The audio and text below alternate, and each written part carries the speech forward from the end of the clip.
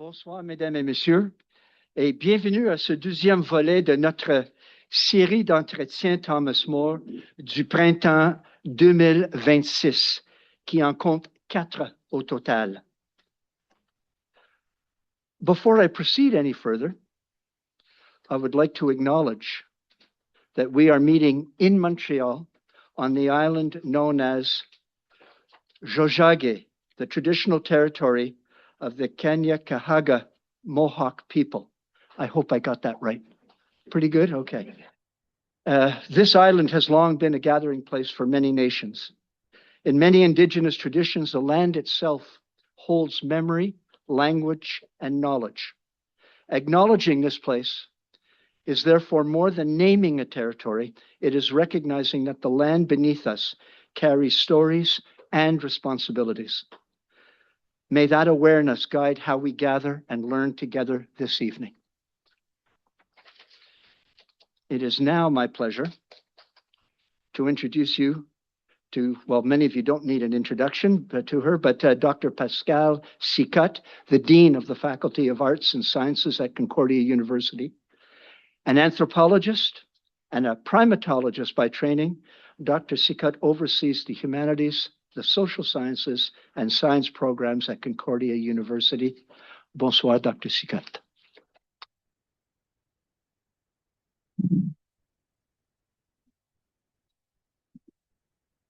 Merci, David.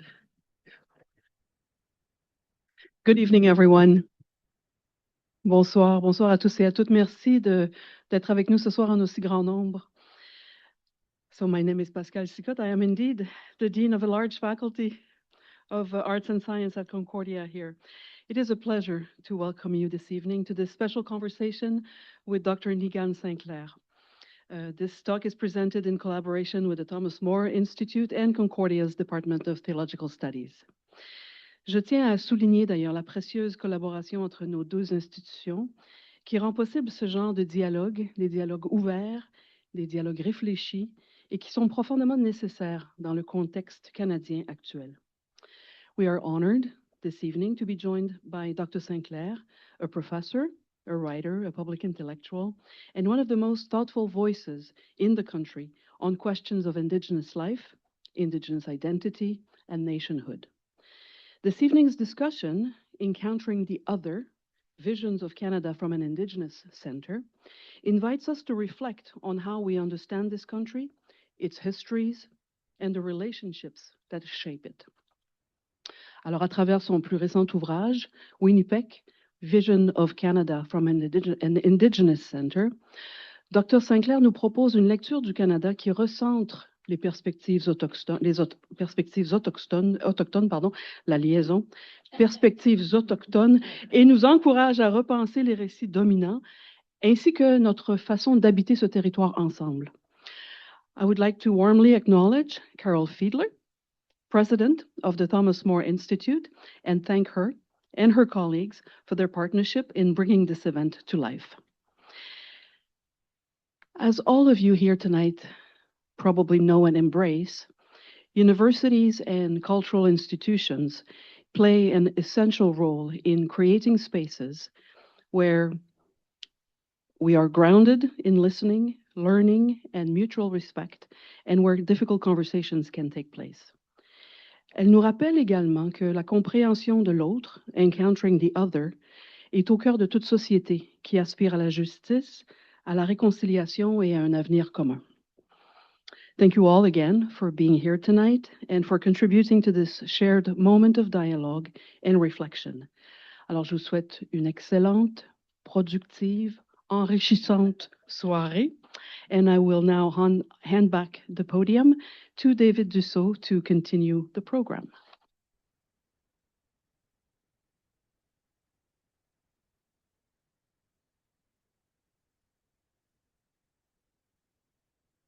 Thanks. Je vous remercie, Dr. Sicotte, pour vos aimables paroles. Au nom de l'Institut Thomas More, je tiens à vous dire à quel point nous sommes ravis de collaborer avec l'Université Concordia pour la conférence de ce soir. The format for this evening, we'll have a 1-hour interview that will be recorded. At the end of the interview, we will entertain questions from the audience. I'll try to pick out as many questions as we can until 8 o'clock. And this will be followed by a reception in the area here, right up in this room, between 8 and 8:30. Please note that photos will be taken this evening so we can post about the event on our social media. So if you prefer not to be in any of the photos, I suggest you move towards the sides. And also, while you're moving or not moving, I would also ask you to take a second to place your mobile phones on silent. Founded in 1945, the Thomas More Institute is a secular, nonprofit academic institution and a pioneer in adult education across Quebec. Celebrating 80 years of leadership in 2026, the Institute provides a unique space that combines the intellectual rigor of a university course with the accessibility and the warmth of a community organization. Our mission is to create an environment where adults of all ages gather together to think deeply, question freely, and build community through shared, curiosity-driven learning.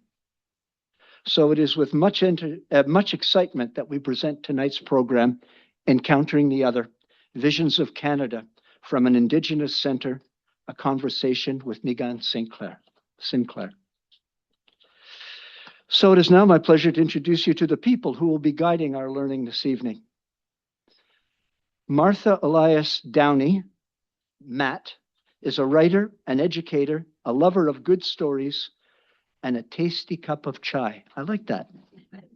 She grew up on a farm in southern Manitoba where she learned how to tend a garden and tame feral cats, both of which have proven to be wonderful life skills.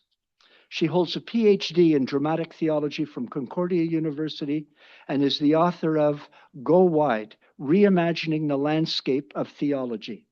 Matt teaches writing and designs courses for the Thomas More Institute. Our other panelist this evening is Christine Jamieson, who many of you know here at Concordia.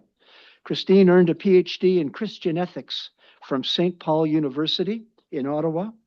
In 1998, she was hired in the Department of Theological Studies, Concordia University in Montreal, and she continues to teach courses in ethics, bioethics, Indigenous spirituality, and Lonergan studies. In the spring of 2018, she completed the Indigenous Educator Certificate in Indigigaji. Sorry, I have got to put my teeth back in. Indigigaji at Wilfrid Laurier University. She has taught a course titled Indigenous Spirituality each year since 2015, leading to a deeper exploration of her Indigenous roots. She is a member of the Boothroyd First Nations in the Fraser Canyon, British Columbia, and she has published and presented extensively on themes related to Indigenous spirituality, bioethics, and the work of Bernard Lonergan. And our guest of honor tonight is Niigaan Sinclair. Niigaan is an Anishinaabe from Peguis First Nation. He is an award-winning writer, editor, professor of Indigenous Studies at the University of Manitoba, who was named by Maclean's in 2022 as one of the most influential people in Canada. Niigaan is a multiple nominee of Canadian Columnist of the Year, winning in 2018, and his commentary appears weekly on multiple platforms across Canada, from the pages of the Winnipeg Free Press to TV shows on CBC, APTN network, and on his co-hosted podcast, Niigaan and the Lone Ranger. His recent book, Winnipeg, Visions of Canada from an Indigenous Center, was a national bestseller that won the 2024 Governor General Award for Nonfiction. He is a former secondary school teacher who won the 2019 Peace Educator of the Year Award from the Peace and Justice Studies Association based at Georgetown University in Washington, D.C. Welcome, sir. And I could ask you to please go up and take your places, and we'll begin with the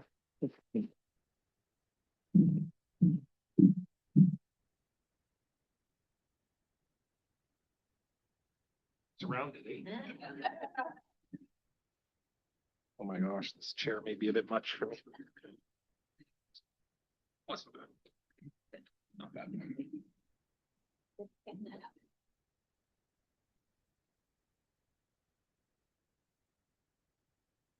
Great. Glad we're all here. I call this meeting to order. Order. Yeah, it's great to be here. Nice to see all of you. We will dive right in. We have a bunch of questions, half of which I'm sure we'll never get to because this man likes to talk. Lucky for us. Lucky for us.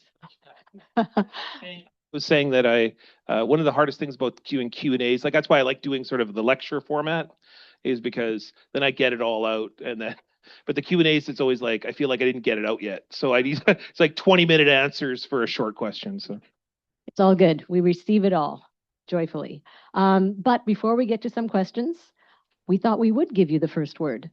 If there's anything on your heart and mind that you would like to share with us, we would be happy to hear it. Okay, well, I didn't get to see the questions. I intentionally didn't get to see the questions, so I didn't want to see the questions. So bonjour and wagaduk Niigaan Webadum Didish Nakos Namago Shindo Dem Dimen Wendam Omayayin. Bonjour Misho Masak, Nakomasaka, Mijanagisha Kaban. Namiji Nimikwe. It's an Adonis. It's nice to be here. I come to you from Treaty 1 territory. We are the first treaty post-Confederation. We're the first province post-Confederation.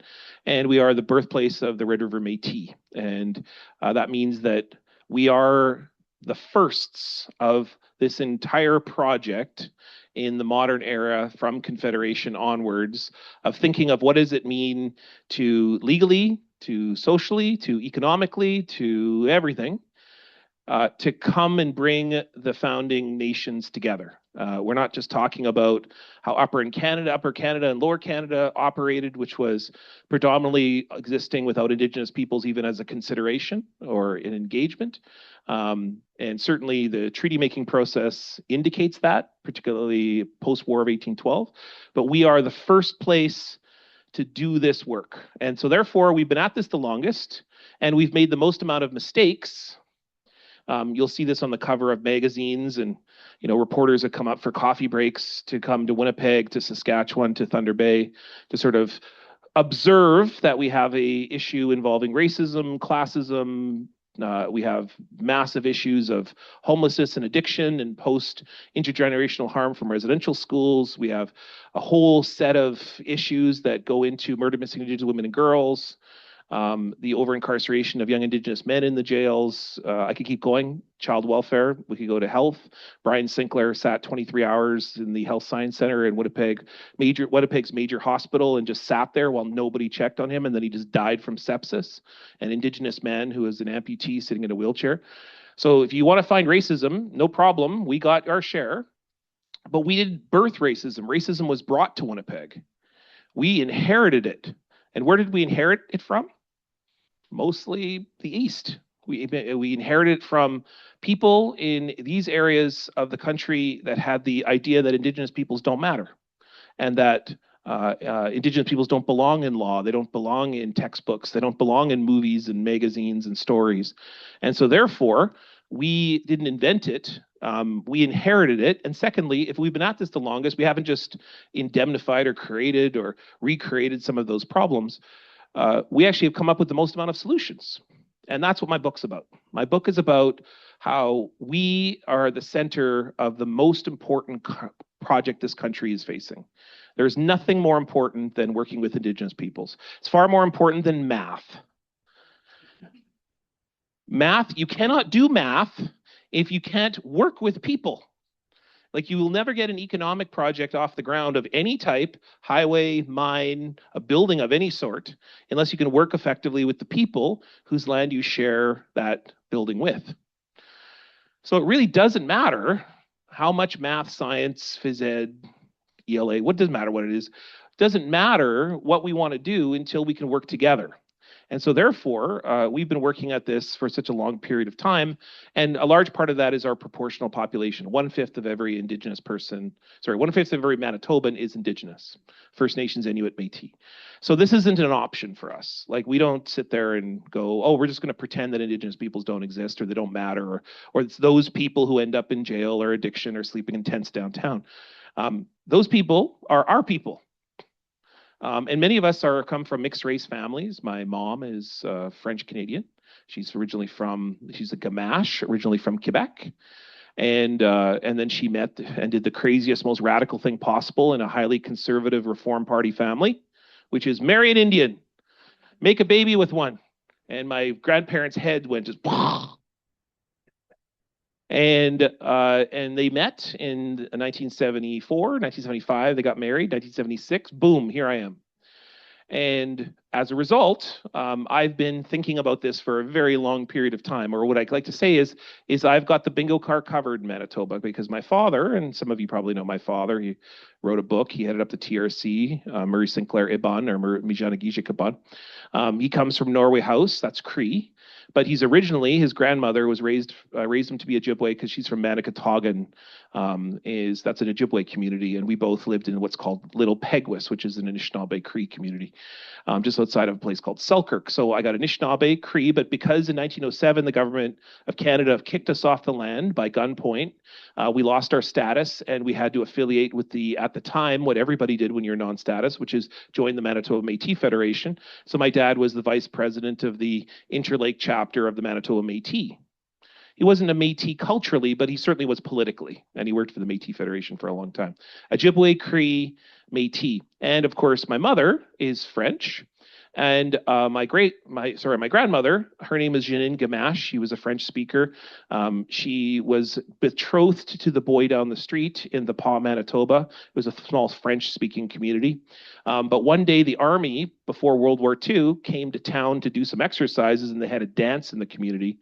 And a young British ascended or English officer who was the son of some English immigrants named Jim Warren stood right across the dance hall, and she said, "That guy."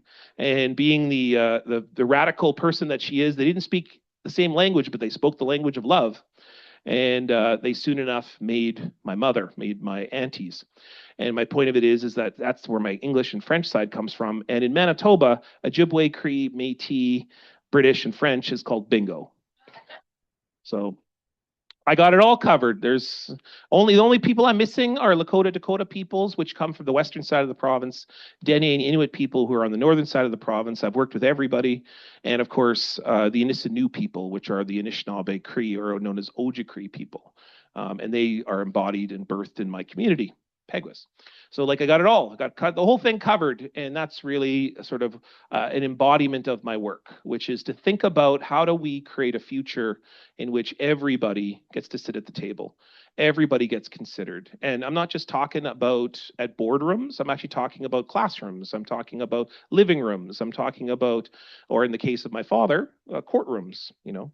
And I got a master class from my father of what it meant to be the first to engage this country on that issue, going back to the 1970s when he was the first Indigenous lawyer in most communities, first Indigenous judge ever in Manitoba history.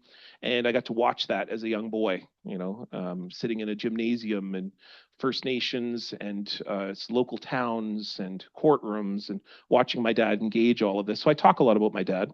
I talk a lot about witnessing that. And what I say is my dad was the first, but we are, everyone in this room, we are the critical mass. We are the first generation to ever do this, to ever talk about this, to ever think about this. That you've probably never had until very recently. And I'm not just talking about myself, I'm talking about all the other writers and thinkers, and the fact that you can probably document that trajectory. There was a time in which you probably had to argue for a relevancy of your course, right?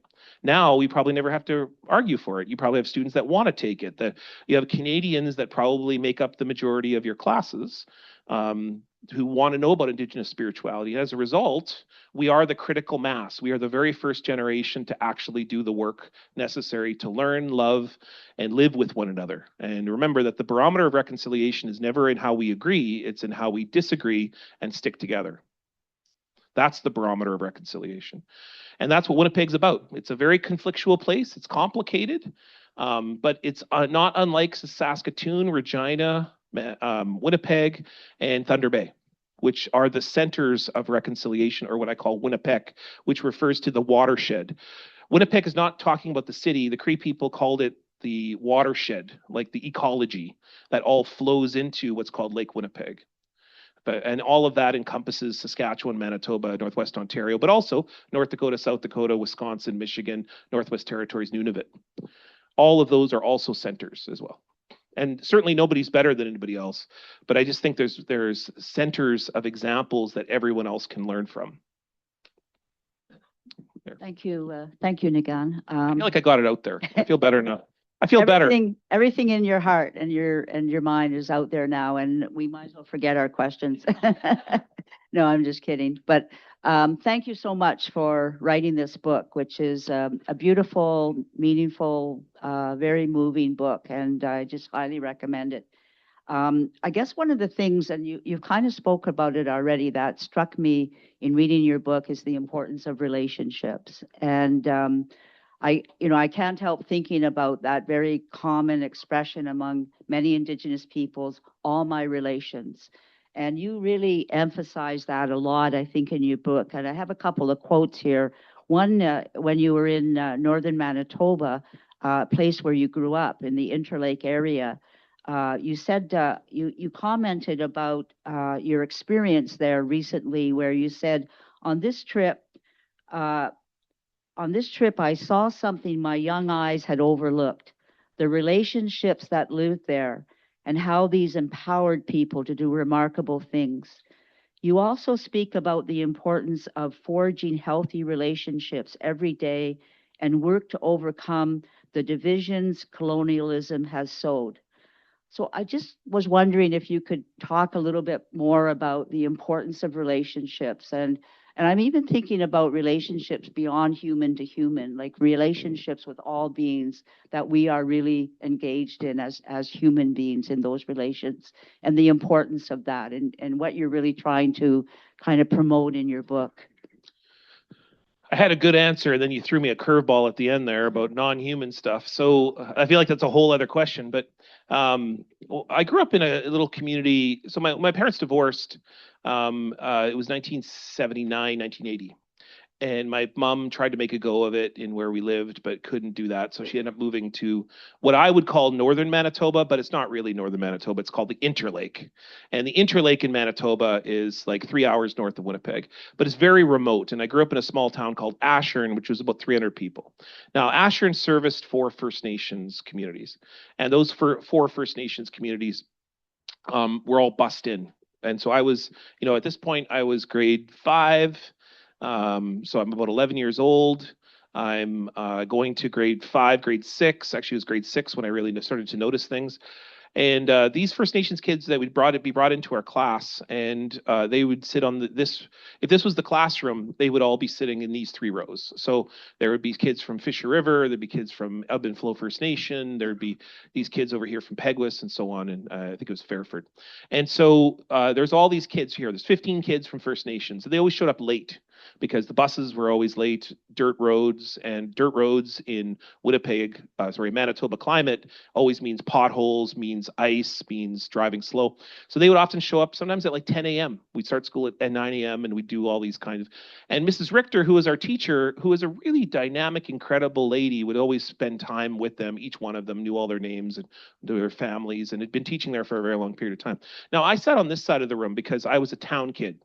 And even though I was a First Nations kid, I sat in these other kids, and some of them were mixed race kids, because in Manitoba's Interlake are Icelandic families, German families, Irish families. And so there would be a lot of sort of mixed race kids, but most of them were Canadian first generation born here. They're farmers, they're Rechdales, they're Spice Strips, they're Germans, they're Icelandics, they're, all these different people. But generally a lot of Canadian kids, like everyday Canadian kids, mostly farming kids. And so there's the farming kids and a couple of the town kids on this side of the room. Mrs. Richter noticed something, that nobody played together. when we're out on recess, all the First Nations kids played over here. All the Canadian and the town kids played over here. Now, I was the anomaly, and here's why: is because I was from Peguis First Nation, so I grew up connected to a lot of these guys. They were actually relatives of mine. They were Monkmans. They were Monkmans were the ones that stick out the most. But O'Bears, Stevensons, like these are people who I'm related to. I didn't know them all that well, but I played hockey with them and et cetera. So there's this one anomaly kind of kid. I kind of like crossed the border. Anyways, Mrs. Richter was in charge of the grade 6, the greatest thing that happened in Asher, Manitoba, which was the Christmas pageant in 1986 in Manitoba. So in Asher. And so what was she in charge of? She in charge of 3 classes, grade 4, 5, 6. About 100 kids on stage doing the birth of Jesus, which we don't really do in public school anymore. But at the time, big deal in Asher, Manitoba. Everyone comes out. They even get like buses from the senior homes because half of this community in Asher is retirees. They get buses that would come in. Anyways, so my point is that Mrs. Richter, this amazing, smart Canadian, German, long-standing teacher, kind of a spicy lady. She was a bit spunky. She had this issue and the kids never played together. So I think what she did was something to try to encourage kids to work together, but particularly to show Asher in something. She picked from the town kids, Trisha, who was the daughter of the RCMP officer in town, to be Mary, the mother of Jesus. And she picked Carmen from Fisher River Cree Nation, a big, huge, tall, I think he was 6 feet in grade 5, 6, Native guy, to be Joseph, the father of Jesus. And that's what we call the interracial baby Jesus. And so we would do rehearsals, and I was a shepherd, right? So in those days, we had a bathrobe, we had a towel on our head, terribly racist now. But we do rehearsals for weeks and weeks and weeks. And anyways, come to show night. It's December in Manitoba, typical snowstorm night, minus 40 degrees. Mrs. Richter comes to me and she says, Niigaan, Carmen's not coming. And I said, oh my God, what are we going to do? She said, you have to be Joseph. And I said, Mrs. Richter, I've never rehearsed Joseph. I don't know what to do. She says, don't worry, you just have to do this. The whole role of Joseph was to pick up the baby Jesus and give it to Mary. I said, Mrs. Richter, I can do that. And so my mother tells this story, and she did it on a podcast for the Winnipeg Free Press. You named it earlier. And she says, I was looking for my little boy in the audience. And I was looking amongst the shepherds. I didn't see him. I thought, what happened to my little boy? And I look up and I realize I am the grandmother of reconciliation.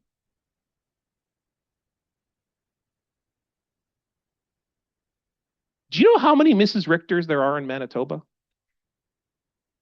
People who see a problem and say, I'm going to do something about it. Now, she's just a grade 6 teacher in a little town in Manitoba's Interlake.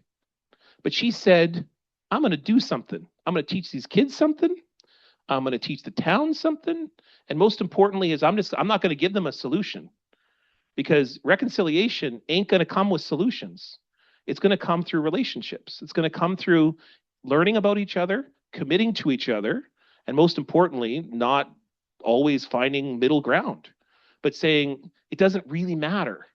The key of any democracy for that matter, or multiculturalism, or anything involving the social welfare state is that none of us have to agree, but we're all in this together.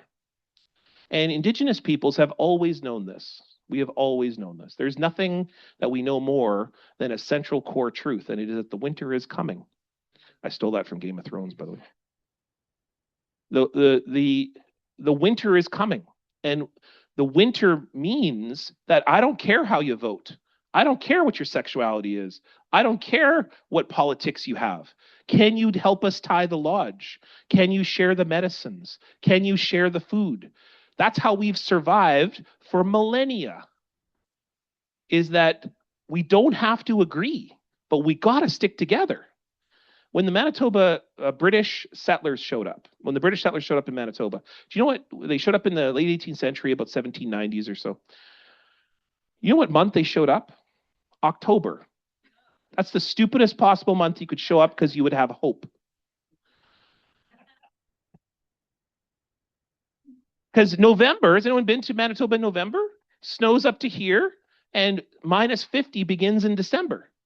So when the British showed up, they were not like the French. And this is my big beef, right? This is what I talked to you about before. The original closest relationship Anishinaabe my people ever had was with the Wemetigojiwak, the French. The French married into our families. We adopted them. They spoke our languages. In fact, when the Jesuits showed up, they went, we can't tell who's Anishinaabe, who's French anymore. They're both the same people. They both lived together. Many of them had made children. That's where the Bois Boulay, the first Métis people come from, was from that relationship with the French, the Wemetigojiwak. And so as a result, that very close relationship really became a model that the British then rejected. And the British showed up and they said, no, we're good. We're going to make our own forts. You're going to trade under our prices and you can only speak English. And the number one rule is no fur traders allowed to marry into your family, because that's xenophobic, or I didn't say xenophobic, but they said we don't racially mix. And we're like, you realize you're building a fort on the floodplain over there?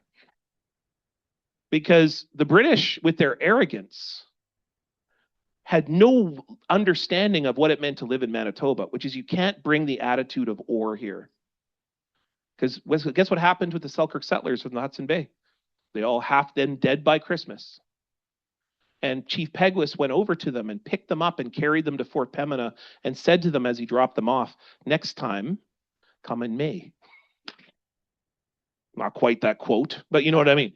But he said, you cannot bring the attitude of ore here. That's not the way you live. The way you live in this place is you must adapt and that's where treaty comes from. That's why Manitoba entered Confederation from the Métis. That's why the Métis entered into Confederation, because they were birthed through a process of and. And that's why we're not all flying American flags right now, because Indigenous peoples have committed to newcomers, the Wemetigojiwak and even the British, the Jaganaashak, to say we're in this together. And we're only a few blocks away from the Grand Pay, right? The 1701 treaty. And that commitment that was made by people who were at war for a century, the Beaver War, the Morning War, and that Indigenous peoples realized that, we can battle and fight it and kill each other's families all day, but eventually we got to turn to each other and say, what now? And that's taught to us by the land. It's not just the winter too. It's also the spring. It's also finding food. It's also finding medicine. These are not easy climates to live in. These are not an easy place that the Creator has placed us. We have to really earn each other. And that's what I think reconciliation is all about. And that's what relationships should be built on. They should be built not on this kind of romantic BS love that we're all just going to somehow hold hands and sing lovey songs to one another. It's like we got to commit to each other. And commit to each other means that we have to believe that each one of us belongs here. And that comes from all directions, because we've been taught, both Indigenous peoples and Canadians, that we don't somehow fit, or that we're others, or what do you call that? Other, meeting the other or whatever. We've been taught that we don't belong. And I think that this is mostly a residential school thing and an Indian Act thing and a Canadian, a Dum Dervasis doctrine of discovery thing. But I think that Indigenous peoples have inherited that narrative, and we now also hold it to protect ourselves. Because frankly, there's not a reason to trust Canadians. Like every single time you get a new prime minister, you just dump all the other ideas, and then we're seeing that right now. Suddenly they're like, we have Mr. Reconciliation followed by whatever the heck this thing is now. We're going to hammer through projects as quickly as possible. Seems a little contradictory, and why the heck would we trust anybody? I didn't mean to end so unhopefully. I can go back to talk about Mrs. Richter. She was great. Okay, we'll go with Mrs. Richter.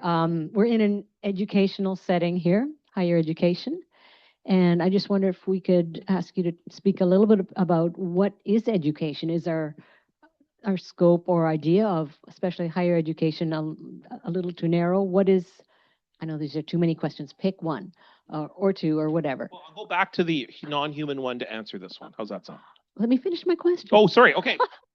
I thought you were ending. Okay. Oh, no. What is giving you hope in higher education? What are some of the challenges? Yeah, what is the purpose of higher education in our journey together? or whatever else you want to. Then you threw my curveball at the end there. Okay. All right. Okay. I'll try my best to answer it all in one answer, but I'm still going to go back to the non-human one. Okay. So for Indigenous peoples, or for Anishinaabe peoples, and this is with the Canadian Council of Learning in 2007, Stephen Harper decided to cut the funding from that organization, but they'd done some incredible work on the early stages to talk about what is Indigenous education. And no one had really done it up to that point, other than just a few regional models, but they were actually coming up with what is a First Nations model of education, what's a Métis model, what's an Inuit model. And when they did the First Nations and the Métis model, they both discovered that the tree was the central core focus of most First Nations, most Métis communities. So let's work with the tree, for example. So that's very close to our people. Anishinaabe people work often called the woodlands people. So we think a lot about trees. Now, a tree is the metaphor for Indigenous life, humanity, but most importantly, our connection with all things, because the tree connects with the sky, the tree connects with the land. So as a result, here's a central core principle of the tree. Wherever I stand in creation, I can never see the entirety of the tree. I will only see a portion of it. But if I come over and I sit with you, I see a little bit more. So if I'm an Anishinaabe and I stare at the tree, I can learn a lot about things. I'm in my nation, I'm in my region, I'm in my geography. I'm staring at the tree. I see a bark, I see a bird's nest, I see some moss. If I stand over here, we'll call that my Cree relations, where the Cree people are. I can see a little bit more of the tree. And so I can take my knowledge and add to your knowledge, and then pretty soon I know a little bit more about the tree. I go to Mi'kmaq people, I go to Mohawk people, I go to Abenaki, I go to Wendat people, I can go to all these different people. And I know a little bit more about the tree. Then I go over to, we'll say, and this is obviously not the same thing, but I'll do it for the purposes of illustrating a point.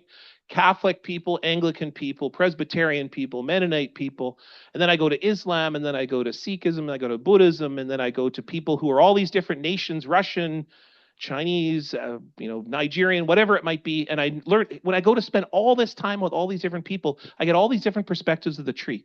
When I come back here and I stand with the Anishinaabe again, I realize two things. One is that I know more about the tree than I've ever known before. And second is that the tree has moved, it's changed, it's growing. Lightning has struck the tree, and now I get to see inside the rings. So that tree is always moving in motion. This is the Anishinaabe creation story, by the way, right? Which is that we never learn it all. We never get to know it all. And mystery is inherently a part of the tree.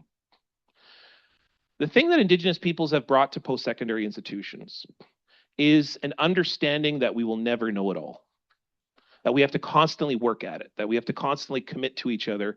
And that when we share, we're only going to get to know a different few perspectives of the tree. There will always be more to know because we are and people. But when the Jesuits showed up in our community, and the very first Jesuits to show up for Anishinaabe was about 1650 or so, they showed up in a place called Sault Ste. Marie, or what we called Bawating. And when the Jesuits showed up, these missionaries, they said, hey, listen, we want to tell you about this story. It's about this guy. He's named Jesus. He's amazing. He's inspiring. He does incredible things. Traveled the world, tells stories. One day he walked on water. Another day he died, came back to life. We were like, that's cool. What a cool story. We got a story about a guy in our culture. Sometimes he turns into a rabbit, carries fire on his back. He's named Winnaboju. Kind of sounds like Jesus. Maybe your guy and our guy are cousins. And the Jesuits were like, nah. Our stuff is capital T truth, absolute truth, never question truth. And oh, by the way, burn the drums, cut your hair. And we were like, oh. Nah, they're cousins. For sure they're cousins. Because your guy's pretty magical and our guy's pretty magical too. Magic has like a shared understanding or mystery, or what we call manaduk, which means the spirit, but it also means mystery. It means something we can't quite fully understand. We only get to see parts of it. And by the way, most Indigenous stories, the Atazoconic, the traditional stories, it shows you a little glimpse of the world, a little piece of it. And that's where we get, for instance, some of our sacred beings, which are mermen, for example. I write about that in the book. Or we talk about Sabe, which is the Sasquatch. But we also talk about love. We only get to see a portion of love. You get to see a portion of the sun, a portion of the moon, a portion of the trees. And as we get to realize that when we see portions of things, each one of us has a portion to play, and we're better off at the feast of humanity when we all share each other's food. And that's where treaty comes from. That's why we're supposed to have private space, but also public space in which we share. We learn about each other. And oh, by the way, Jesuits, I don't think Jesus, the guy who said love everybody, would want you to see the tree in only one way. But yet that's what Christians have taught. And the problem with Christianity, I think, is Christians. Because the truth is, I have to now say to Christians, I say, have you read your own book? Because it seems to me Jesus would be like, hey, like, let's walk together. I'll wash your feet. Let's love each other. And what I've always said is if Jesus was like here and Jesus was walking around and he saw a bunch of people wearing orange shirts with the word every child matters, he'd be like, does it come in a medium? Because give me one of those shirts. I'll wear one of those shirts. Jesus would wear an orange shirt. He would be right there with us. And my point of it is that we are better off, and we are, I think, the only way to live, and kind of, and I don't mean to give a hegemonic statement to what is supposed to be a non-hegemonic answer, but I think the only way we're really going to live, and the only way we're going to become the 51st state and not be encompassed by the orange beasts of the world, is if we commit to each other and we share and we work on those original principles that make us and people. And that's what I think Indigenous Studies brings to the university. I think what we do is we are bringing what is often to disciplines, to departments, to institutions and policies and practices that are built on or hierarchy or white men are the only geniuses. We bring with postmodernity, as postmodernity has sort of opened up possibility of thinking about these things, then Indigenous Studies has lockstep moved and grown with those institutions. And the success is indicative, I think, because we are now the most progressive generation ever in history. I know sometimes you feel like the world's burning. I know that. I know it sometimes feels that way. I think we're like social media, blah, blah, blah, or everything feels like everybody's fighting all the time. You know what? We're the most competent generation in history. Nobody has ever learned as much as us about how to live, operate, and work together in this place. There's just the question is that we feel nervous and upset and also feel destabilized, but maybe that's what equality feels like because we've never had it before. Maybe we're actually seeing each other for the very first time. And because we're seeing each other as human beings, we go, oh, I've never seen this before. It'd be like meeting an alien, right? You'd be like, oh my gosh, what looks totally not like I thought, or the movies told me something different, or holy smokes, like, I don't know how I feel. That might just be what the truth feels like. Yeah.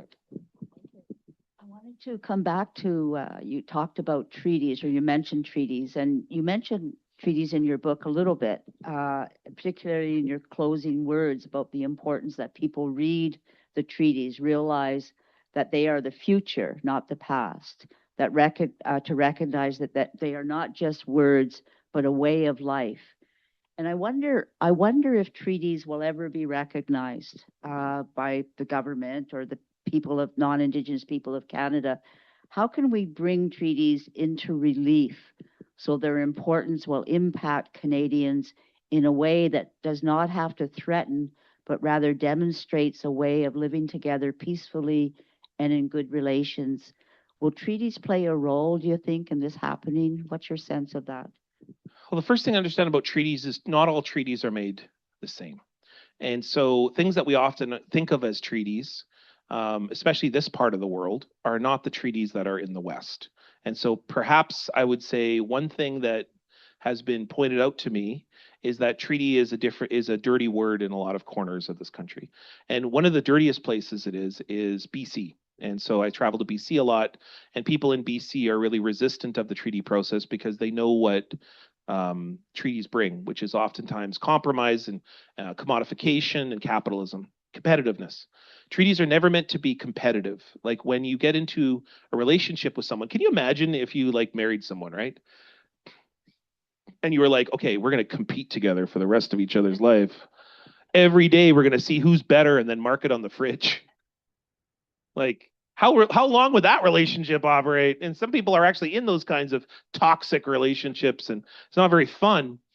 But what if people supported each other and held each other up and fully committed and shared while at the same time being individuals? Like, isn't that like, I don't know, I don't go to a lot of couples therapy, but it seems like that's the goal of a lot of people who are in relationships that where there's love and there's commitment at the center and most importantly, compromise at the center, right? And so so I think that in areas of the country in which treaty has happened most recently and during the post-Confederation time, we see little residue, little moments. And I actually don't worry as much about the legality of treaty, even though I can hear my chief friends in my head screaming in my ear going, no, that is the only method. I'm far more interested in like what every day happens. Like, how do people treat each other when they truly begin to understand they are treaty people? And I see it every day. Like I see, like one of the things I read about in there is the Winnipeg Jets. Like, and there was this moment in which the Chicago Blackhawks would always come to town. And one of the things that would happen is that, you know, the logo is built on the murder and genocide of the Sioux people, the Lakota Dakota people. That's where that logo comes from. And it becomes from the kind of American imperialism in which they murdered women and children in a place called Wounded Knee. And they sort of decapitated Indian heads and then slapped them onto jerseys and helmets. And that's where you get football, which is the theft of lands, baseball, the theft of bases, and hockey, which is the theft of territory or the entry into territory and the penetration of the last place you're trying to protect, which is, you know, that's what hockey's about. And I hope that you never look at the Chicago Blackhawks or any other Indigenous logo in the same way once you hear it like that, because those are all reminders of genocide. That's what those sport logos represent. That doesn't mean we turn off the sports. That means that we have to figure out, like, what do we do now? And so one of the things the Winnipeg Jets did, which is a sort of remarkable moment, and I actually have a cool story of Carey Price, if you ever want me to tell a good Montreal story. Is the Jets realized that people were wearing headdresses at those Chicago Blackhawks games. And what they were doing is they had no idea what they were doing. They were wearing one of the most sacred items in our culture, which is the representation of leadership, which is where that eagle feathers come from, because eagles fly highest in the sky. And only way that you fly high is when the feather is connected. And that means you have to connect people to be able to fly the highest and see without borders. That was my quickest eagle feather teaching I could possibly give. But my point is that when you wear those things and around alcohol, division, and you celebrate violence, you are doing the most disrespectful, harmful thing. And a local writer named Jordan Wheeler was the one who pointed this out, and he wrote letters and he invited the Winnipeg Jets to do something different. And for a long time, the Jets were like, we're not going to ban any other sports. Like, you know, we don't want anybody banning our logo in some kind of other arena. And eventually we got the Winnipeg Jets to realize that this is not some kind of woke DEI issue or guilty issue. This is an issue of working with the people in your community and respecting what is important, which is that you are always here and you are part of a family. You're part of a kin relationship.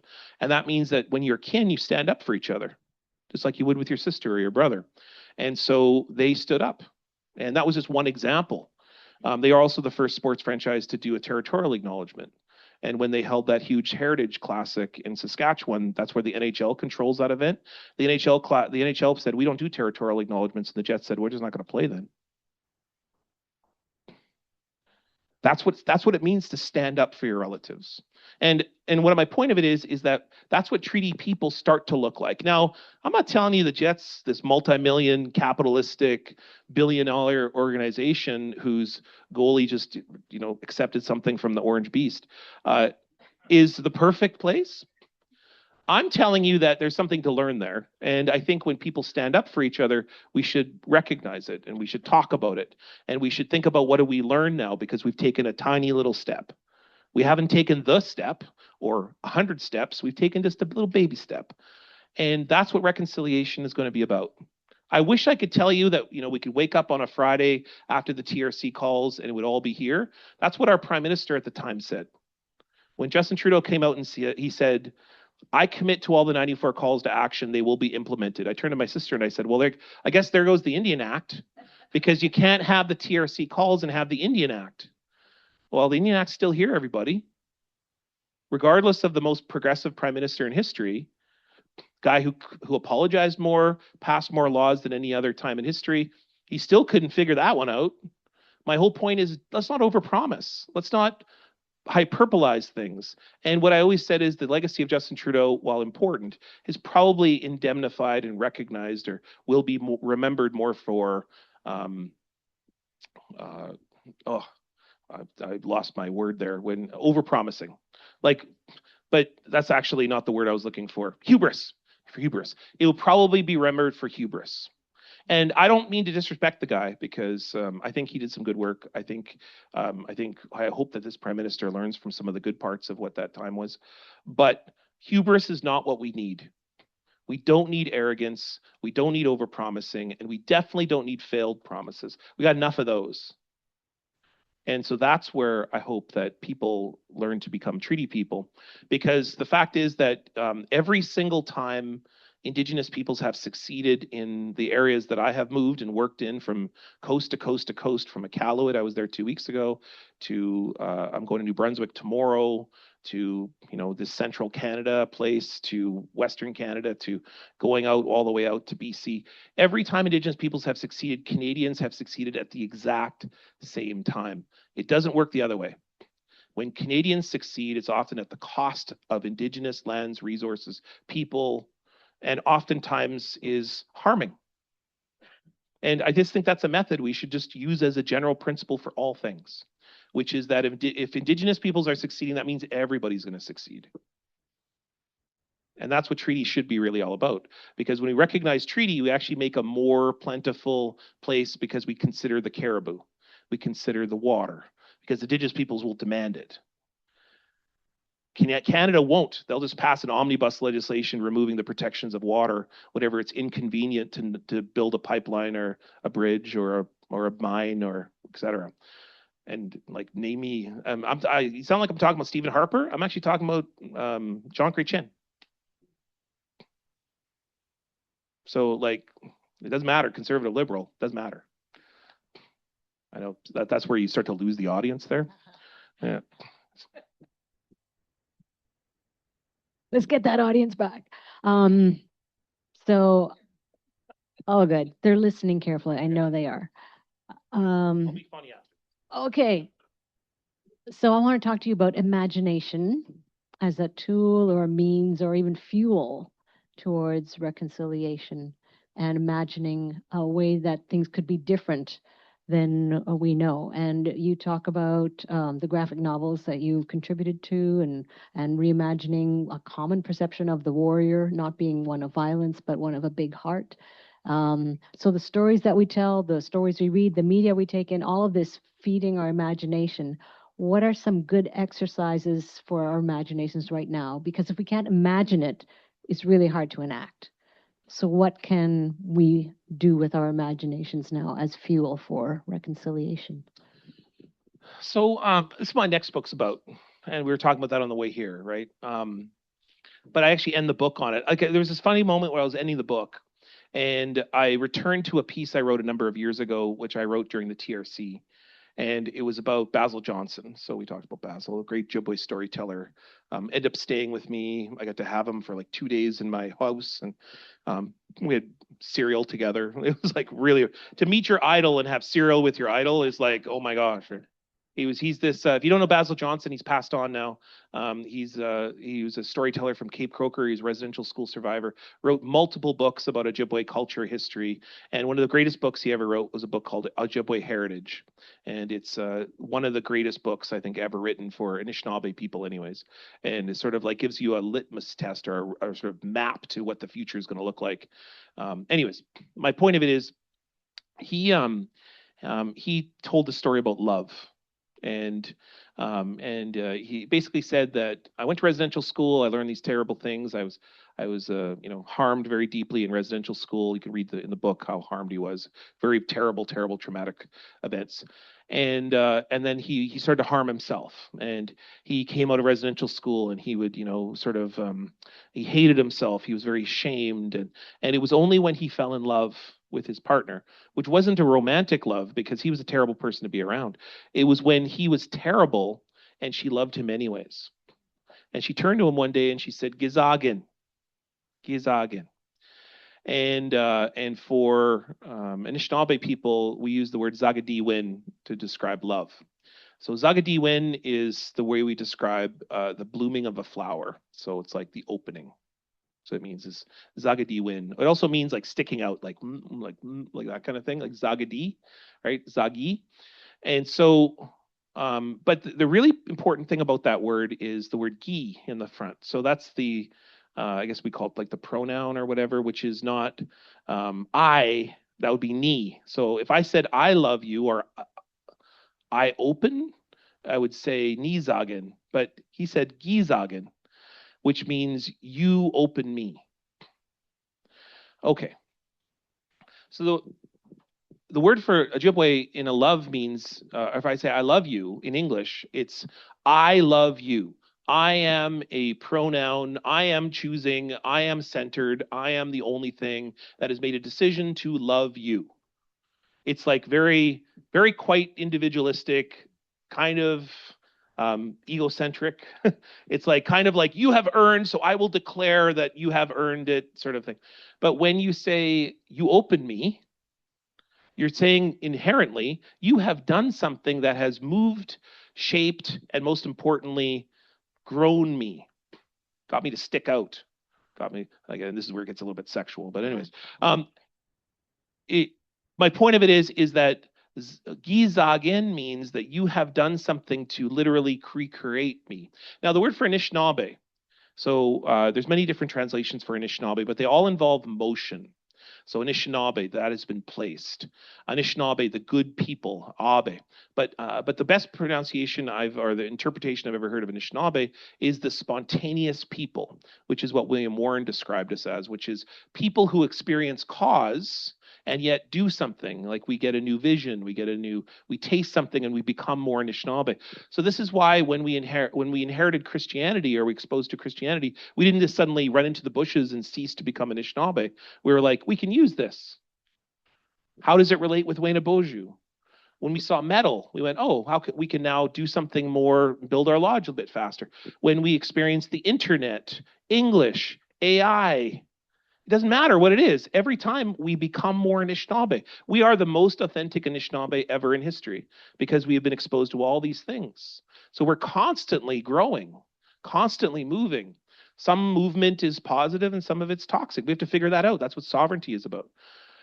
My point of it is that if we adapt that as a principle, that means that dreaming, visioning, hoping, and I think that's the big word that if I were ever to imagine, like, what is the word that drives Anishinaabe the most? It is hope. It is the idea that the sun will come tomorrow and that we just got to work at it. If we work at it and we put our tobacco down and we show up for each other and we're kind and we're generous and we're not always perfect, we make mistakes and sometimes we get into arguments and sometimes we say terrible words. But I do know that the sun's going to show up tomorrow. And that how are we going to see that sun? What are we going to imagine what we do when that sun arrives? How are we going to present each other gifts and to try to show that sun that we're happy and that we're joyous and that we've learned something from that warmth? How can we be warmth? And that's where dreaming, I think, comes from. I think the idea that when we talk about what the future can hold, we can talk about all the things that we're hopefully going to do or try or what we might create together. All of that is a principle of thinking about love and thinking about how do we open one another and how do we become more than what we are today. And what I always say is that the job of each one of us is truly, and you really discover this when you're a parent. I don't know if you like, I also think it's when you get a cat. So I think, those two things are very similar to me. I got a cat one time. She changed my life. Is that relationship with anything better for you having engaged it, for you having been a part of it, for you having learned, taken time, taken the most precious thing that you have to give, which is time. Like there's nothing you can give more to someone than time. Like you giving me your time right now is more than any millions of dollars. It's more, Xboxes are nice, but the true gift is, and the evidence of that is like I lost my dad. I lost my dad in November. 17 months ago. I lost my dad. I would give Like, there's no amount of money I would give for 5 more minutes with my dad. Like, there's no amount of money. Like, ask yourself, like, could you ever like put an amount of like a tangible amount on something in your youth? Like, if I could go back to that time that you first fell in love, or that first moment in which you opened that gift at whatever day or holiday, in which you just saw something that you just like, it's amazing. Somebody like loves you that much. Or that you could go back to that moment in school where you're really proud of yourself, or sports, or whatever it might be. If I could just give that to you, what would be the cost? Like, what would you pay for? It's impossible. That's my point, is that when we give each other those gifts of time, and our hopes and our dreams, and we stick together, and we don't say, yeah, that's stupid and crazy. We actually say, oh, okay, well, I think I'm more now having heard that story. And even though I've never done it before, I'm going to try to understand it the best that I can. And I'm going to try to bridge it, and we're going to work together. We're going to end up with something when it happens more ready than if we didn't do that. And what's going to happen next then? I think what's going to happen next is amazing, because just imagine when, success breeds success. That's another little method for my life, is that, when we're successful, we know what success feels like, and we want, let's keep building that. Let's keep sharing more. Let's commit to each other more. Well, that's how we handle the winter. Next winter is going to be a little bit easier now, because we know how we did this winter. I wanted to ask you, in reading your book, I was so moved by many parts, and lots of the teachings that you communicated through your stories. The importance of stories really struck me also. But I wanted to come around to something you said at the end. Oh, the other thing that I just was so struck by is the importance of saying their name. And you did that in that chapter on the murdered and missing and murdered women. But also in your book, you have this important paradigm for good relations, and it's what you say: listen, learn, commit, act. And I was very struck by this, the wisdom of this and its importance. And I'm just wondering, it strikes me that these are imperatives: listen, learn, commit, and act. Like, these are imperatives that we need to kind of be animated by somehow. And I'm just wondering if you might talk a little bit more about this at a time when I think these imperatives are so important, are so needed urgently. Yeah, the first two are the ones we've been taught to do the least of, right? So like the things that, I would bridge a little bit with my father here. So my father's life mission was to make sure that every young person, didn't matter what race, what culture, what language, every young person knew who they come from, knew who they are, knew that they are amazing, remarkable, beautiful things, or why they're here, and then where they're going. Right? I did that in the wrong order, but generally what he called the 4 questions. And so what he realized, of course, through his life, is that he was kept from those 4 questions, because he went through the Canadian school system that was basically, Canadians are great and Indigenous people suck. Or if Indigenous peoples were mentioned at all, right? And that Canadians did everything that mattered and Indigenous peoples did nothing, which is a lie. That's not true. Indigenous peoples invented democracy. Plato didn't do it. Sorry. Like, Europeans came here, they wanted to create a sort of country, an institution, a state. It's because they had hundreds of years of experience working with people who sat in circles, shared ideas, and had grandmothers who said, this is the compromise. And I just explained to you the Parliament and the Supreme Court. That's where it comes from. It doesn't come from Plato. Right, Plato? Like, Plato's like the 1%, and the philosopher kings are the only ones who matter, and the rest of us are ditch diggers. Like, that's the problem. Isn't that the thing we're fighting? And so, like, the whole idea is that we are remarkable beings when we realize that we're all contributed to this place. Or another way to think about it is that when each one of us realize that we're just at a big potluck, and we're at a big party, and the party's actually been taking place far more before all of us got here, and we're just supposed to come in. And we don't come in, like, if you ever been to a house party, have you ever been to a house party? You ever been to like the last to the house party? Do you feel like could you if you walked in and said, turn the music and changed and said, I have arrived, I am now the party can begin. That's pretty much what we've been taught to become, or particularly young men have been taught that. And so that's where we get the problems. That's where we get the idea of what I call anthropomorphism or human centrism, or well, that's where we get the problem of patriarchy. That's where we get the problem of heteronormativity, and all of these different things involving really what is just old-fashioned arrogance, racism, division, classism, ableism. These things are highly about not listening and not learning. They're just about thinking about your ego, thinking about your money and your power and your, and we foster this in kids. We do it in grade 9. We teach them the only thing that matters after grade 9. We teach them basically be a good citizen till about grade 8, and then grade 9 we say, okay, just worry about just yourself now. Don't worry about anybody other than yourself, and definitely beat everybody, and we'll make you the Governor General Award winner. And we hammer kids into a competitive, individualistic model. And I think that's a failure. That's a total failure model, because what we do is we eradicate the creativity, we eradicate the sense of wonder, and we most importantly completely eradicate a sense of interdependence. That they're people who are coming last to the party. You should be the humblest. Maybe if you're lucky, there'll be some Cheetos left over for you. And that's my point, is like, we should all be humble. We should be looking at each other and saying that we're actually, like, this party's rocking if each one of us gets a chance to sing on the karaoke machine, right? Or we all get to bring our food and have everybody share it and get a little taste of it. And I get to taste all these other foods. We're better off. And apparently that's what this country pretends like it looks like. Like that's the kind, as why we put the maple tree on the flag, because we're like, maple syrupy pancakes, everybody. It's all good times here. But the fact is that there's blood on that flag. And we got to talk about that. And we're going to talk about it. It's not that we deny that good things hasn't happened. We have to talk about the hard stuff.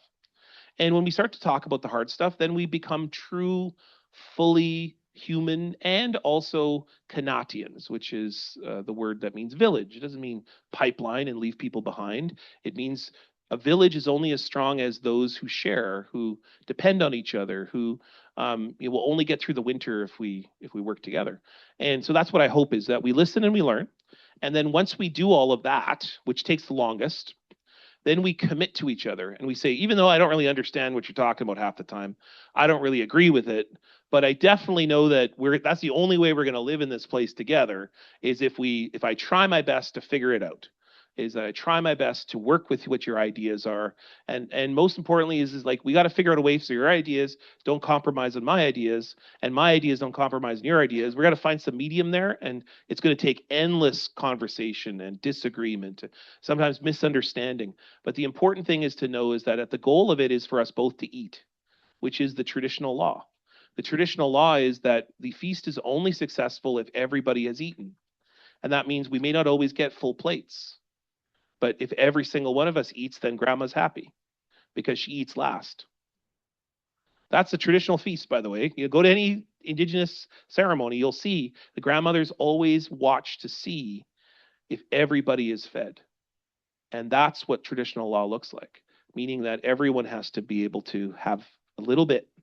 And if people are taking too much, then they need to be reminded, no, you gotta step back a bit, because every single one of us got to eat here. And if every single one of us, if the village is fed, then the village will survive. And that's what committing and acting is. I added a fifth one, by the way, which is repeat.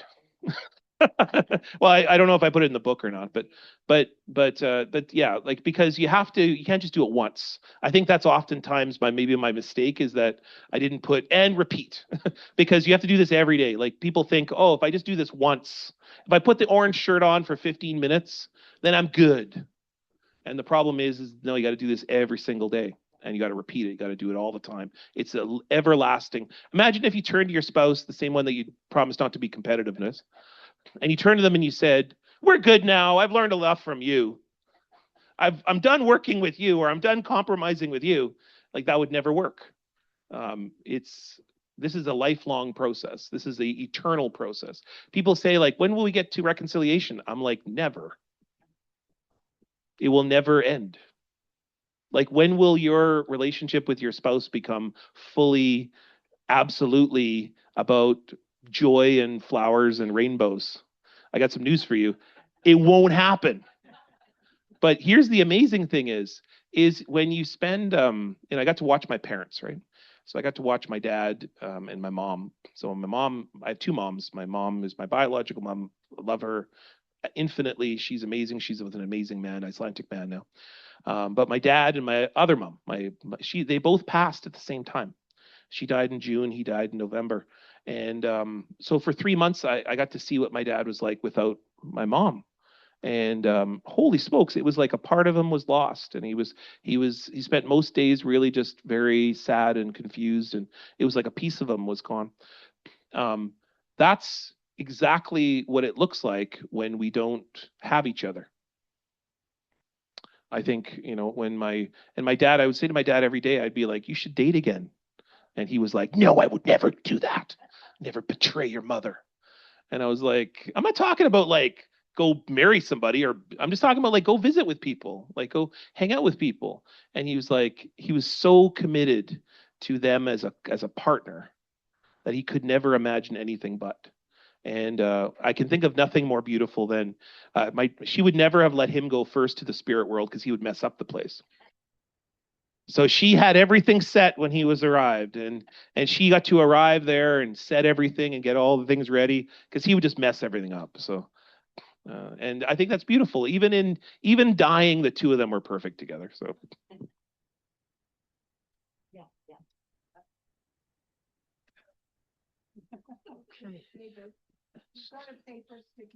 I'm sorry? It's a good thing it didn't say kick me, But I am rather reserved. Look, we're going to turn any questions out there, please. If you just put up your hand and I'll try to point at you. Yes. Often reconciliation or dealing with people different from ourselves, especially because I'm a lost-rooted person, it often means like giving up power. And giving up power is really hard, so if you have it. And how can that be a strength instead of a weakness? Thank you. It's a really good question. I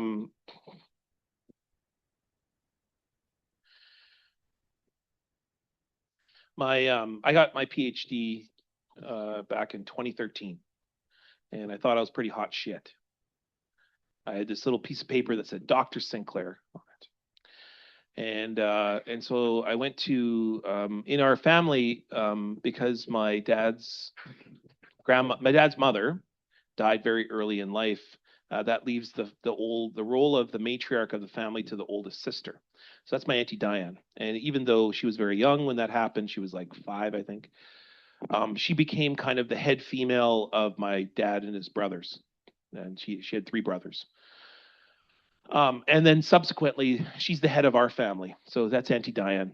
And Auntie Diane, when my dad divorced my mom, we went and lived with her because that's the role of the older sister, is to take care of her brother when he's hurting, when he's struggling, when he's trying to get back on his feet. And so I spent many, many, many, many nights with Auntie Diane, and she's a matriarch in Selkirk. She's an incredible, best Red River jigger I've ever seen in my life.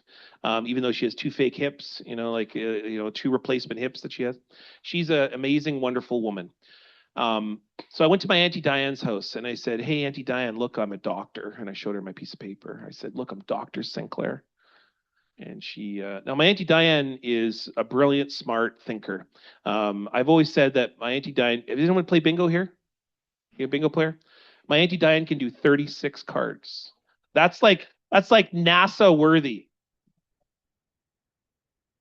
Like, oh, well, she comes from the bingo chip days. She actually like originally used the bingo chips, but yeah, like the charms. She has sort of like stuff. She has a bunch of Beanie Babies that she comes up with. Yeah.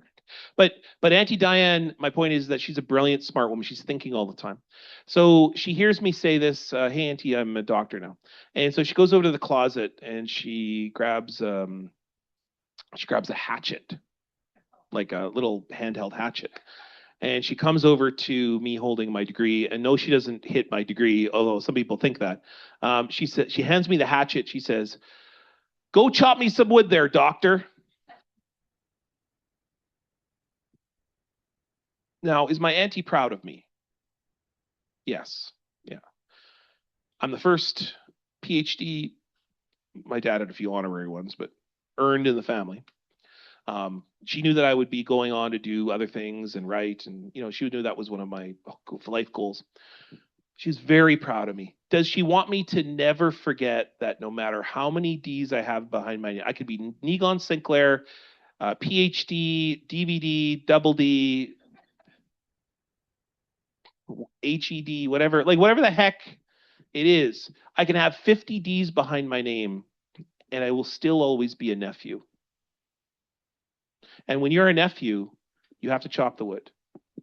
You have to do the dishes. You have to shovel the snow. It doesn't matter how many accolades or whatever else that I get, keynotes, houses, whatever the heck it is.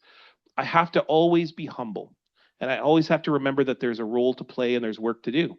And that work is going to be necessary for how the world will operate.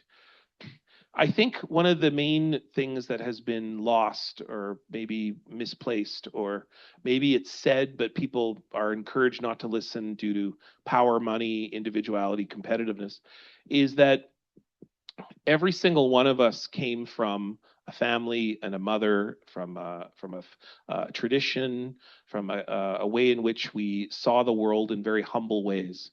And as a result, I think that there's individuals who, for one reason or another, and I remember somebody did an analysis of Trump the other day, and they said, "Why is he so crazy?" And they started trying to figure it out. And what they settled on was that, well, two things. One was big money makes big crazy, and then second is that when you completely isolate yourself from everyday life, from the sense that you have to make your own food, that you have to engage with people on a real life basis, then you get to ego and kind of a centrism around yourself, or what we'll often call a society that is completely hell-bent on hypermasculinity and division, and based on kind of the center male, what they call the alpha, the alpha male as the kind of things we're aspiring for. And I just think it's a matter of just rejecting that narrative outright, just rejecting it, and rejecting and saying that that is just nonsense, and we're all in this together. And most importantly, the most powerful people in our society aren't men at all, they're actually grandmothers. And we should have grandmothers running the damn country is what we should be. And I'm not telling you it would be that much better, but I'm telling you it'd be that much better. Yes, go ahead. The young lady with the green badge. Yeah, don't worry, but I'm loud. No, Mike. For me, I'll frame it this way, and I'll try to keep it short. I'll try to. Is that for me, I'm the first in my family to finish high school. I'm my grandfather's school burned down mysteriously. My father dropped out of school because it wasn't working for him, and we won. I'm the first but how I had my experience, they were terrible to me, told me that people like me don't belong in education. And I only got my high school leaving when I was 35. I'm 38 now.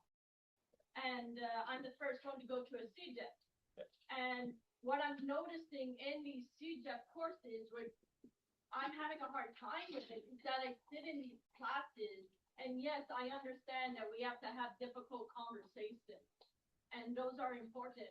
But when I sit through my Indigenous studies, degrees, and it's predominantly white people who are teaching this, the number one thing that I'm almost wanting to tear my hair out of is yes, I understand trauma's big, but there's a point where I'm I understand trauma, but don't bring me back there.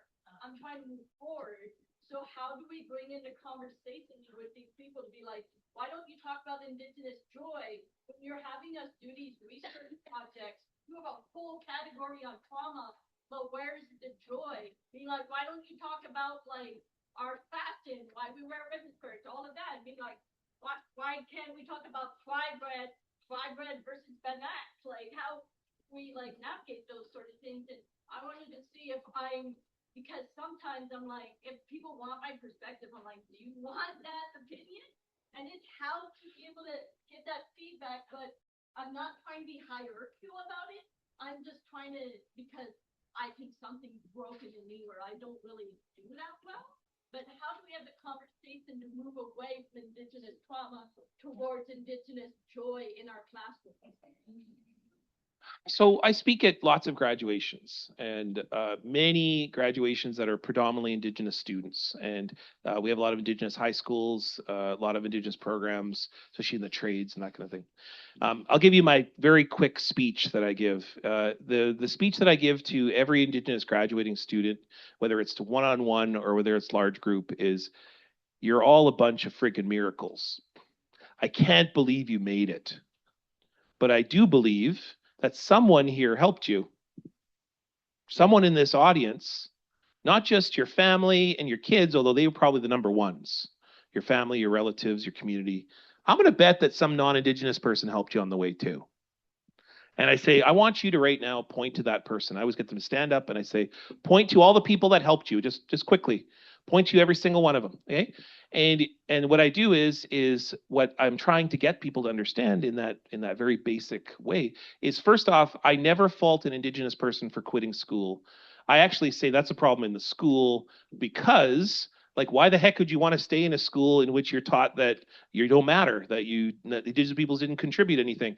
And what I also say is that, yes, schools are better, but we still live in the residue, the long history, and the very significant, powerful shadow of residential schools that are still very much a part of the public school system.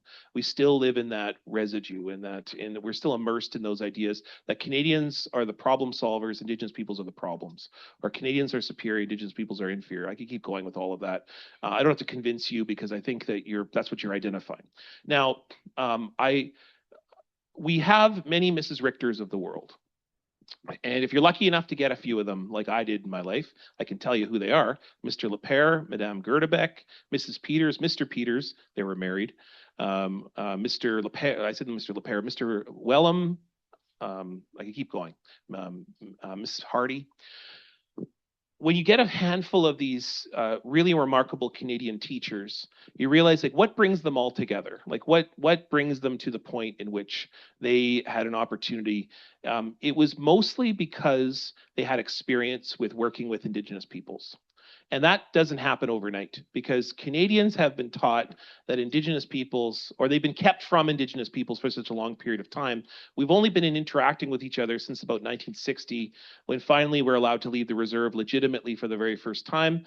We're allowed to keep our status. And for many of us, we've only entered into public spaces or workplaces as professionals, meaning Canadians now see us as equals for a very short period of time.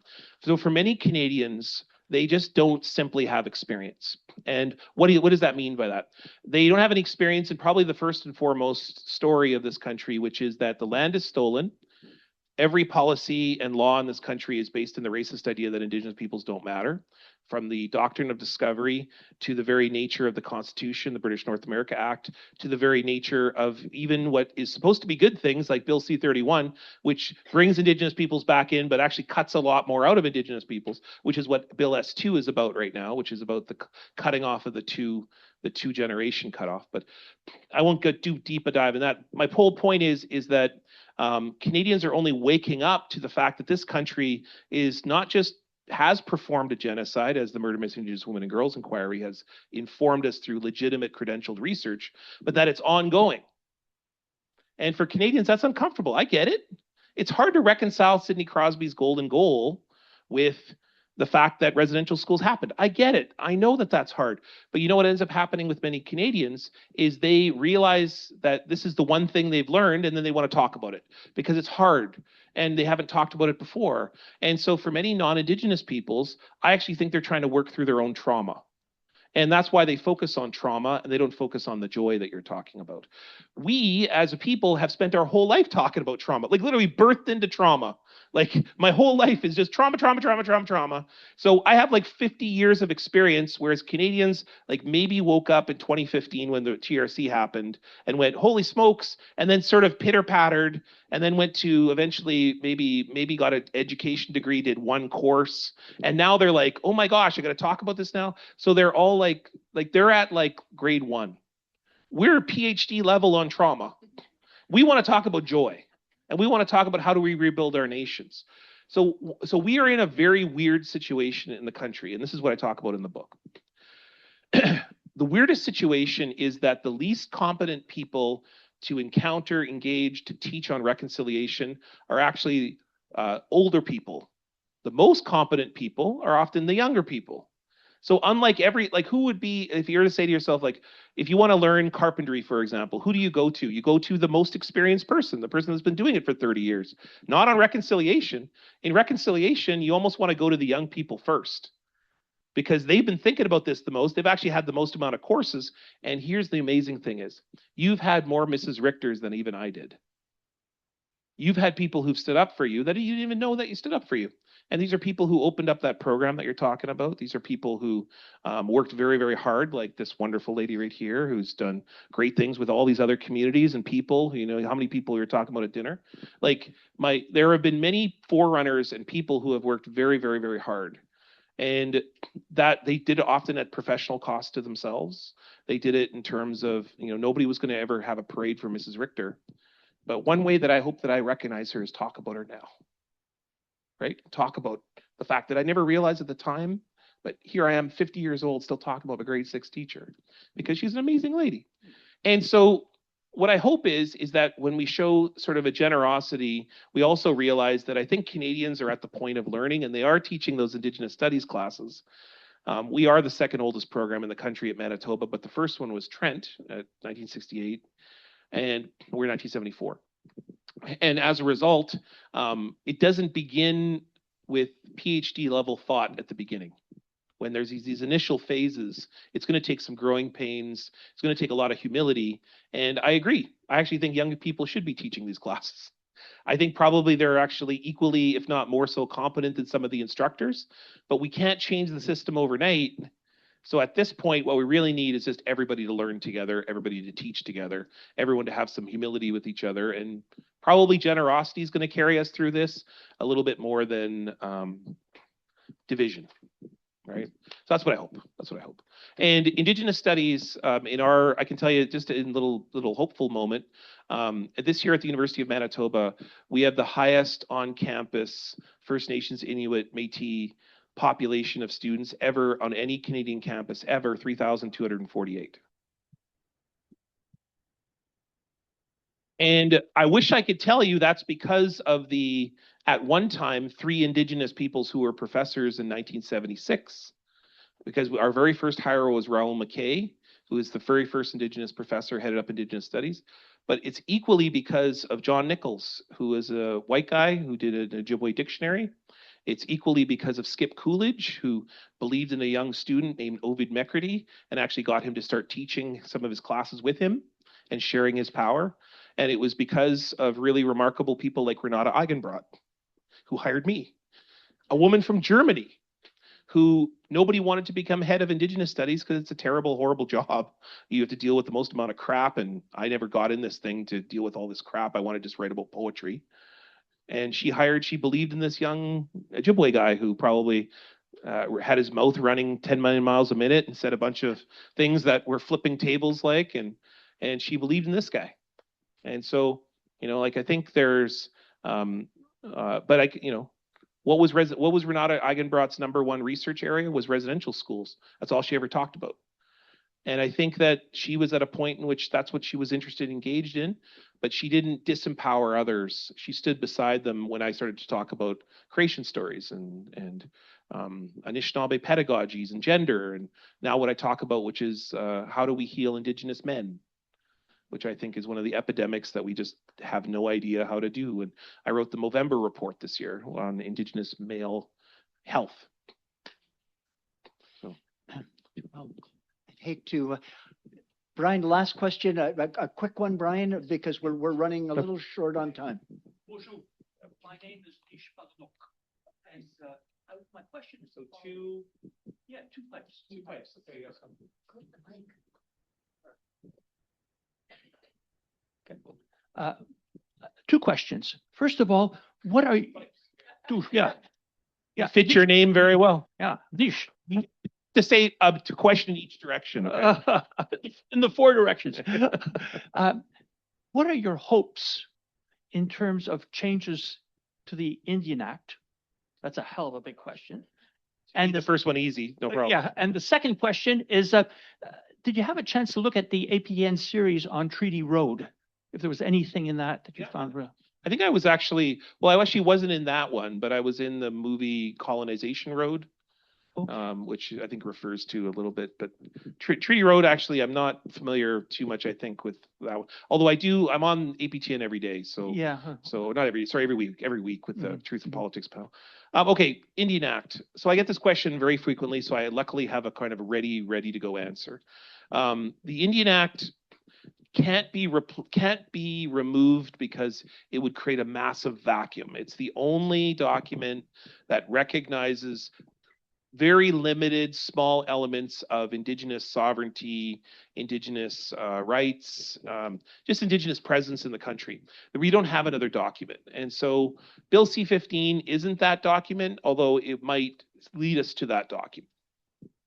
C-15 is the recognition that Canadian law has to come into concert with the United Nations Declaration of the Rights of Indigenous Peoples. So what we have now is 46 articles that can give us a template for what Indigenous rights should look like. But we still don't have that document yet. Like we don't have, so what we got is the Indian Act. And as the chiefs reminded us during the white paper in 1969, is that we'd rather have the Indian Act at least that recognizes our very limited forms of sovereignty under that act and will work to get us to the point of full sovereignty or the full recognition of our rights or the full recognition of our role within the country. And that was the biggest hope that we had was probably Charlottetown, the Charlottetown Accord, in which we had a moment in which Indigenous rights would be recognized within the Constitution more than Section 35, and there would be a forced commitment for the country to do what Jody Wilson-Raybould tried, which was to come up with rights tables, try to articulate what Indigenous rights entails. From our own perspective, not some international document, the United Nations Declaration, like we impose very vague wording on Indigenous rights. Because I think it's right, like if you look at the Canadian Human Rights Tribunal decision that just happened this week, Indigenous solutions don't come from overarching national organizations. They come from regional points in which, and this is where Wab Kinew is really, of course, this is where you have a First Nations leader who gets it, who has had experience. And what Wab's position is, he appointed himself as, and I wrote lots about this, he appointed himself as Premier and also Minister of Indigenous Reconciliation. You have to have that co-role. Ottawa hasn't figured this out yet, and frankly, no other Premier has figured this out yet. But of course, I mean, Wab has experience because he's a treaty person. He grew up with his auntie was the head of Treaty 3. Like he understands that the only way you get anything done is you have to say to Indigenous peoples, okay, like we can't work with 643 First Nations, but you're already grouped linguistically, geographically, culturally. Like the James Bay Cree, they're not all Cree. They have other nations, but they have a formative agreement together to work together. And so that's a nation. That's like a national framework. And so that's the way that you work with, and that's where the Indian Act's probably going to go, which is that Indigenous rights will be local, they will be geographical. Now, unfortunately, Canada is not built in this way. By the way, this is where the Aboriginal Parliament from the Royal Commission on Aboriginal Peoples probably would have given us this solution in '96. But of course, nobody wants to include Indigenous peoples in government. So like that was where I lost the crowd again. My point is, like, if we had done what the Royal Commission had said and get rid of the stupid Senate, and my dad was a senator, the waste of time Senate that it is, this patronage joke of an organization that we have, and I say that fully aware that I like senators, but I can tell you that that is a useless forum. You want the number one forum? The Indigenous Parliament of the Royal Commission. That would have given us a venue to be able to think about Indigenous inclusion within the government. It probably would have been situated regionally. We wouldn't have had parties. We would have actually been like the Cree, the Inuit, the Métis, And it would have had lots of bumps and lots of problems, but it would have been something. And it would have resulted in the Indian Act being gone a long time ago, because legislation would have come in from that parliament, which Canadian legislatures would have had to deal with, and we would have figured a way out of this by this point. And it would have definitely come from regional ideas, because I don't think anyone from, what are the number one movements? You guys all have experience with Haudenosaunee people. What's the number one motivation of Haudenosaunee people is respect our regional authority. We don't want to govern the Anishinaabe. We don't want to govern we want just our own sovereignty for our locality recognized. And so Indigenous peoples in Indigenous Parliament would have never stood in the way of that. They would have said, let's all stand up for Haudenosaunee rights. And let's get that passed. And then we would say, let's all stand up for Anishinaabe rights and get that passed. And that eventually would have been what the Indian Act would have turned into. Okay, your second question was, when do we eat? That was your second question. What was your second question? Oh, what was it? Oh, Treaty Road. Yeah, I'm sorry. I don't think I wouldn't be able to answer competently, because I'm not quite sure what you're talking about there. But I do. I've been an equal harsh critic of what's appeared on APTN. Like, I hated that stupid white experience of Native people show that they had. First Contact, I think it was called. I hated that show. I criticized them openly and in public and in my column about it, but I also love APTN. And if you ever read any of my newsletter, by the way, free newsletter, if you want to sign up for winnipegfreepress.com, you get it in your inbox every Wednesday. Top 5 Indigenous news stories of the week. Little column for me. I always write about how great APTN is, how we all should be supporting what is Canada's forgotten about national broadcaster. I'm glad it's no longer recording, I hope, because they pay me. And so they are forgotten, though, in areas of the country like this. Like, they're not a significant part of the cultural zeitgeist. And I hope that they do, because I can promise you that APTN is covering stories that no one else is covering. And most importantly, they are having conversations that are the most critical conversations that, frankly, the Thursday night power panel, or whatever they call it, at issue panel, I have great respect for everybody. I love Chantel. But to be honest, they couldn't last 5 minutes in that conversation. They could not. And the evidence of that is, like, look at any major Canadian commentator, and they cannot spend 5 minutes discussing anything involving Indigenous, anything that doesn't just resort to a bunch of pastiche of saying nothing. And I say that lovingly, because these are people. This is why I think that people like myself and Tanya Talega and Jesse Wente and et cetera, and we have to be on those shows. And I think it's very disappointing whenever you have a panel on anything talking about land and you don't have an Indigenous person in that panel. It's like, I just go, I'm not watching this. It's like they're saying nothing here. Or I'm not saying nothing. Sorry, I don't mean to be. That was very flippant. They're not having the conversation that's necessary for the country. Thank you. I know we could go on till midnight, but we can't. I would just like to take this opportunity, first of all, to thank Christine and Matt for great questions. Thank you so much. Okay.